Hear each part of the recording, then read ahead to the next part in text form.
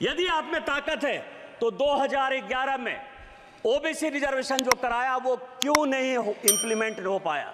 यदि आप में ताकत है तो कर्नाटक में आपकी सरकार है, पिछले 2 साल से सरकार है, वहां सोशियो इकोनॉमिक रिजर्वेशन हो गया है, उसको क्यों इंप्लीमेंट करवाया? इसलिए नहीं करवाया कि इस्लाम और क्रिश्चियनिटी 2 ऐसे धर्म हैं जो जाति की बात नहीं करते हैं, और उसमें 86 जाति क्रिश्चियन की और 56 जाति मुसलमान की। उसको ओबीसी बैक दरवाजे से, पीछे के दरवाजे से आप मुसलमान और क्रिश्चियन को रिजर्वेशन देना चाहते हो ओबीसी में, इसीलिए आपकी हैसियत नहीं है और इसीलिए आप जातिगत जनगणना की बात करते हो। यदि हिम्मत है कांग्रेस को, राहुल गांधी को, तो कर्नाटक में वो ओबीसी रिजर्वेशन करके दिखाए तो मैं मानूं कि इस हाउस में जो आप बात करते हो उस हाउस की बात करते हो। मैं कांग्रेस का बहुत सम्मान करता हूं, गांधी फैमिली का है भी सर। यदि मान लीजिए कि भारत का बंटवारा हो गया, नेहरू जी की देन है।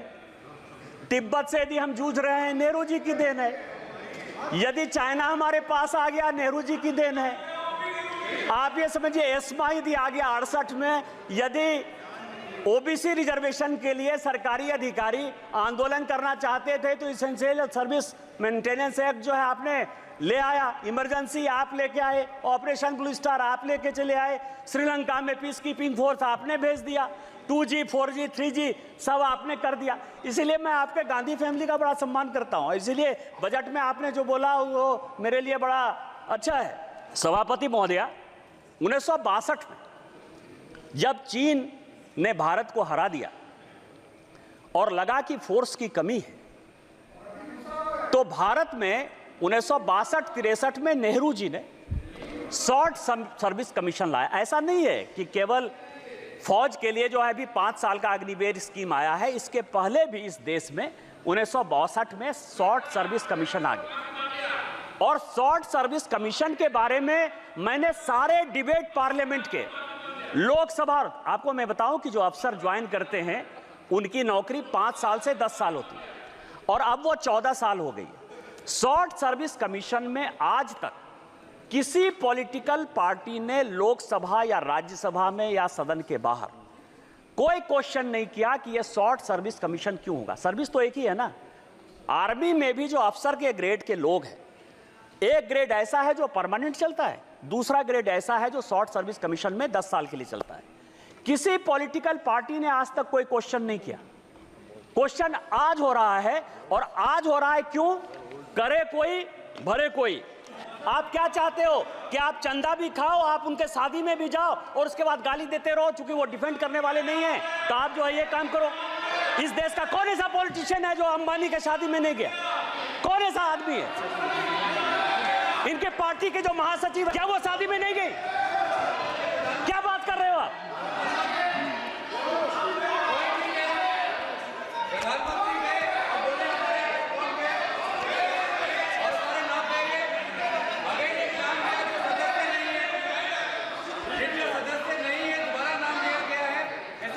आप महासचिव कहिए सर, आप कहिए कि शादी में गई, इतना मान लीजिए सर। प्लीज बजट पर कंप्लीट करिए। एक बयान हमने, ये फाइनेंस बिल में एक बड़ा अच्छा पार्ट आता है अध्यक्ष महोदया, पीएमएलए का। और इस सदन में जितने लोग बोलते हैं वो इनकम टैक्स के बारे में बोलते हैं, ईडी के बारे में बोलते हैं और सीबीआई के बारे में बोलते हैं। सीबीआई तो खैर अलग संस्था है, लेकिन इनकम टैक्स और ईडी ये 2 महत्वपूर्ण है। और इस फाइनेंस बिल में भी ईडी के लिए कई एक चीजें जो है वो बताई गई। अब आप ये बताइए सर महोदया कि 1988 में मैं जब की लिप सर्विस की बात करता हूं तो बड़ा गुस्सा आता है। 1988 में ये सदन के जानने लायक चीजें हैं कि राजीव गांधी साहब ने बेनामी ट्रांजैक्शन एक्ट कानून यहां लाया 1988 में, और 88 से वो 2017 पहुंच गया। 30 साल में उसके रूल्स नहीं बन पाए। आप हमसे हिसाब लेते हो कि हमने किसको पकड़ा किसको नहीं पकड़ा, कौन जेल गया, कहां ब्लैक मनी है कहां व्हाइट मनी है। कभी अपने गिरेबान में झांका कि 88 में बेनामी ट्रांजैक्शन एक्ट, और उसके बाद आपकी सरकार रही 91 से 96 तक, 2004 से लेकर 2014 तक, ऐसा भी नहीं कर सकते हो कि हम सरकार में नहीं रहे। आप लागू नहीं कर पाए। आप किसको साथ दे रहे थे? किसको साथ दे रहे थे? दूसरा मैं आपको बताऊं, यह सुप्रीम कोर्ट का आदेश 2012 में दिसंबर के महीने में बेनामी ट्रांजैक्शन एक्ट में संशोधन हुआ। भारतीय जनता पार्टी की तरफ से मैं बोलने के लिए खड़ा हुआ, और उस तरफ से माननीय चिदंबरम साहब थे, बड़े फेमस वित्त मंत्री, उनसे ज्यादा पढ़ा लिखा आदमी तो मैंने जीवन में देखा ही।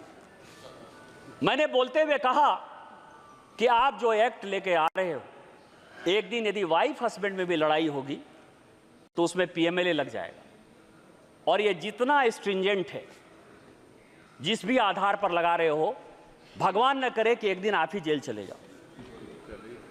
जब मैं मेरा सीट नंबर 545 था उस जमाने में, अध्यक्ष सभापति महोदया, जब मैं बात का अंतिम था, मैं अंतिम सदन का सदस्य 545 नंबर पर था। जब मैं बोलकर बंद हुआ तो चिदंबरम साहब खड़े हुए, और चिदंबरम साहब का बड़ा फेमस भाषण है कि भारतीय जनता पार्टी बहुत पढ़ी लिखी पार्टी है।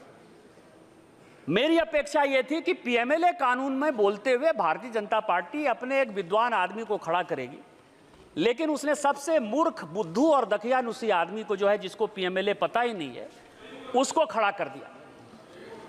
यह सुप्रीम कोर्ट का यह आदेश, और सुप्रीम कोर्ट के आदेश में एफएटीएफ में जो चिदंबरम साहब का 2012 का दिसंबर का स्टेटमेंट है, उसी को कोट करते हुए यह रिपोर्ट आया। जब रोपे पेड़ बबूल का तो आम कहां से हो।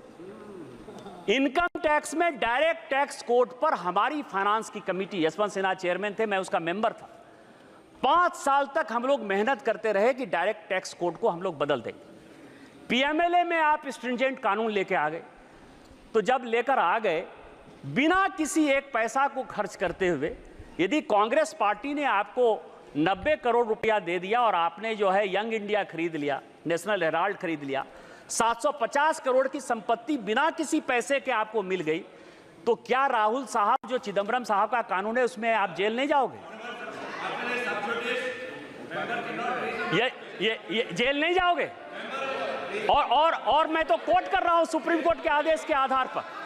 तो इसीलिए आप जो सीबीआई और इनकम टैक्स की बात करते हो, ये आपकी कारस्तानी है। हमारी सरकार माननीय निर्मला सीतारामन जी के ऊपर केवल वो उसको इंप्लीमेंट करती है। हमने अपने एजेंसी को केवल फ्री छूट दे रखा है। जो भी भ्रष्टाचारी है वो जेल जाएगा, वो किसी कीमत पर नहीं छूटेगा।